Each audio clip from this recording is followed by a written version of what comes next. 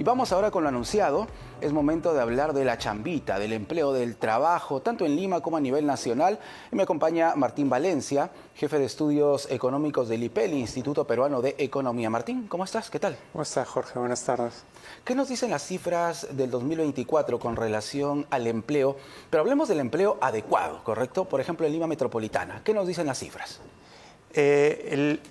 Las cifras de empleo total en Lima de 2024 respecto a 2023 se ganaron un 4.6%, que esto es alrededor de 260.000 nuevos empleos. Lo importante es sobre todo que de esos empleos casi el 90% fueron empleos adecuados.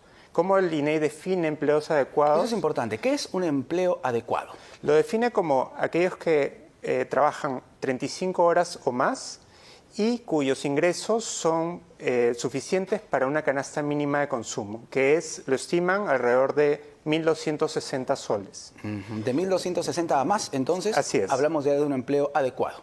Así es.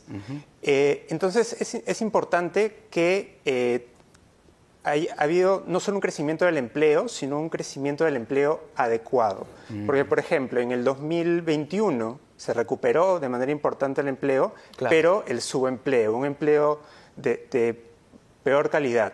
Entonces, lo que hemos estado recuperando desde ese entonces, de la pandemia hasta ahora, es poco a poco mejorar el empleo adecuado. Entonces, en el último trimestre, sobre todo, octubre, noviembre, diciembre, el empleo adecuado creció 12%, mientras que el subempleo, el empleo de baja calidad, cayó 6%. Entonces, si vemos la última parte del año que pasó, el 2024, claro, ha habido una mejora todavía más sustancial del empleo adecuado, que es a lo que nosotros deseamos continuar, ¿no?, en esa senda. Definitivamente. ¿Y ya hemos recuperado las cifras prepandemia? ¿Estamos cerca? ¿Qué nos dicen las cifras al respecto? En términos de empleo total, sí, el empleo total es mayor que las cifras prepandemia.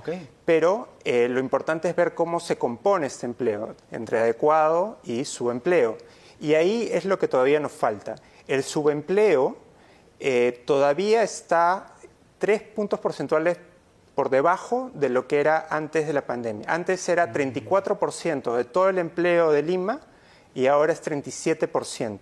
Claro. Eso es alrededor de 150.000 trabajadores que todavía no pueden conseguir un empleo de calidad y continúan en un empleo precario. Hemos definido empleo adecuado. Martín, ¿cómo podríamos definir subempleo? ¿Qué tipo de trabajos o qué tipo de labores nos estamos refiriendo? ¿O con qué características cuenta el subempleo?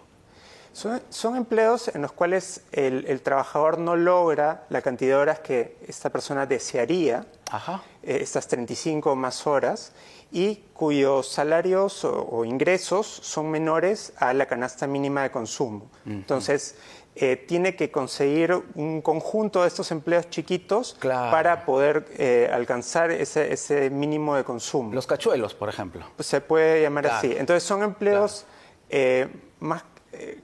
más precarios, carentes de derechos laborales en muchos casos, de contrato, de beneficios, ¿no?, gratificaciones, CTS. Claro. Entonces, desearíamos como sociedad que se creen más rápidamente empleos adecuados, ¿no? Sí, claro, no que la gente se recursee, digamos, tanto. Empleo sí, pero empleo adecuado.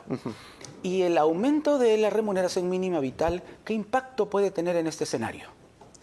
Sí, podemos verlo, por un lado, a quienes va a impactar positivamente, a una parte muy pequeña de los trabajadores, que son aquellos trabajadores formales, dependientes, que ganaban alrededor del salario mínimo, que era 1.050 soles. Entonces, ahora ha incrementado a 1.125. 1.130. Sí. Y esto, era 1.025, porcentaje, ahora está en 1.130. Sí. 105 exactamente aumentado. Sí. Entonces, este porcentaje de trabajadores en total es solo el 1% de todos los trabajadores peruanos. Entonces, no impacta directamente a muchas personas. Estamos realmente. Hablando de un porcentaje bastante reducido. Así es. Claro. Y por el contrario, puede reducir las posibilidades de alcanzar un mejor empleo de otras personas. Pueden ser personas que ahora están contratadas formalmente en una micro o pequeña empresa, pero al aumentar la remuneración mínima vital se hace más caro seguir contratándolas de manera formal, entonces se les contrata por lo bajo, digamos, claro. No con un contrato propiamente dicho, sino informalmente. Claro. Y entonces se quedan sin beneficios sociales, se quedan sin un trabajo indefinido, están más un poco en el aire, ¿no?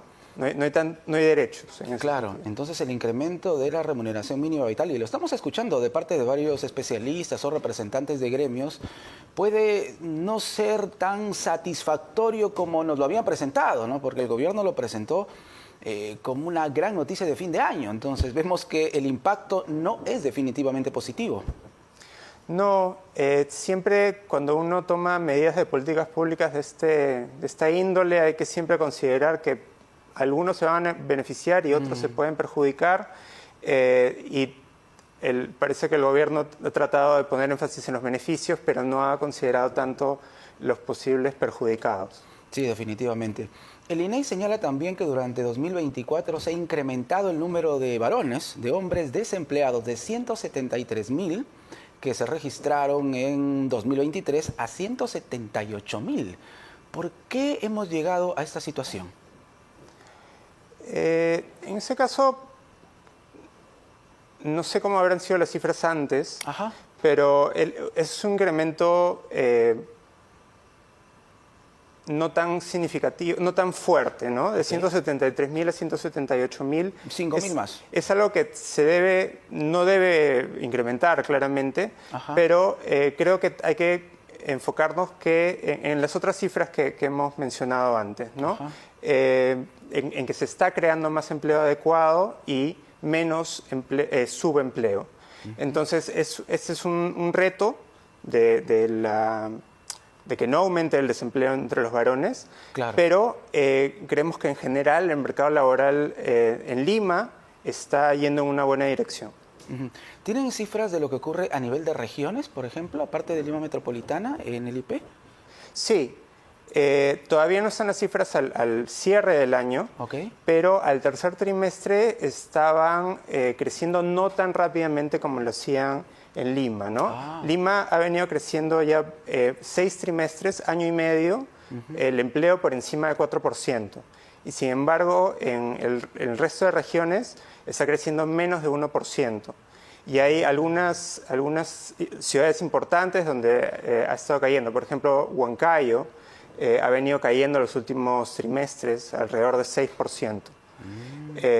Hablamos de una brecha bastante grande entre lo que sucede en Lima y en las regiones del país.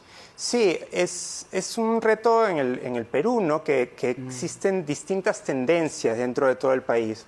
Por eso en el IPE, sobre todo, hacemos bastante énfasis en análisis regional, ¿no? Entonces Lima puede estar bien ahora, pero otras ciudades importantes pueden estar en otra dirección. Huancayo es un caso, pero por ejemplo en el norte, más enfocado a la actividad agrícola, este último trimestre el incremento de la producción agrícola ha sido bastante importante, con productos de exportación como arándanos o mango. Entonces, las grandes regiones productoras, por ejemplo, Lambayeque, La Libertad e Ica, más al sur, se va a ver que va a haber un incremento importante en el empleo, ¿no? Porque está muy asociado al agro. Sí, claro, el sector de la agroexportación jala muchísimo empleo, muchísimo trabajo. Así es. Entonces, el empleo en las ciudades también está muy asociado a estos sectores primarios, ¿no? Al agro, a la pesca. Y vemos que para el último trimestre el agro y la pesca han estado creciendo de manera importante. El sector agrícola ha crecido en 2 dígitos, 21% en octubre, 19% en noviembre. La pesca ha crecido 18% en noviembre por mayor captura de anchoveta. Entonces, eso permitirá una mayor dinamismo del empleo en otras regiones. Correcto. Finalmente, Martín, en su última conferencia de prensa, luego de la sesión del Consejo de Ministros, el titular del MEF, José Arista, y Gustavo Adriancén, el presidente del Consejo de Ministros, se mostraron muy conformes con las cifras y con mucha expectativa con relación a lo que puede suceder en la economía del país este 2025. Desde el IP, ¿qué proyecciones tienen para este año? El IPE proyecta un crecimiento del PBI para el 2025 de 3%. Ajá. Pero una desaceleración importante para el 2026. ¿Por qué se daría esa desaceleración? Principalmente por una mayor incertidumbre alrededor de las elecciones. Por las elecciones. Sí, entonces muchos inversionistas y también consumidores, ¿no? Desean no desembolsar tanto dinero porque no saben qué va a ocurrir con el país. A la espera de quiénes pueden ser los candidatos que vayan repuntando, ¿no? Así es. Saliendo a la palestra. Entonces, es una tendencia que hemos visto en otros años electorales, donde hay una desaceleración o incluso una caída de la inversión privada en los años electorales. Entonces, por ese motivo, vemos una desaceleración para el 2026. En ese sentido,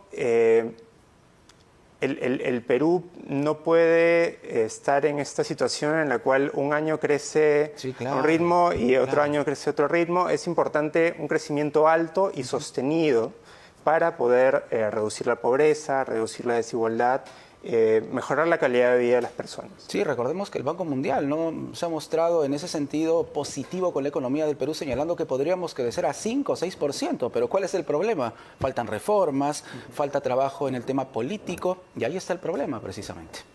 Sí, existe también, cuando mencionas el tema político, también hay un riesgo fiscal, ¿no? Sí, claro. Porque muchos de los incrementos de gasto han venido por leyes del Congreso que se puede discutir si son constitucionales o no, porque se supone que según la Constitución no debería haber iniciativa de gasto del Poder Legislativo, pero bueno...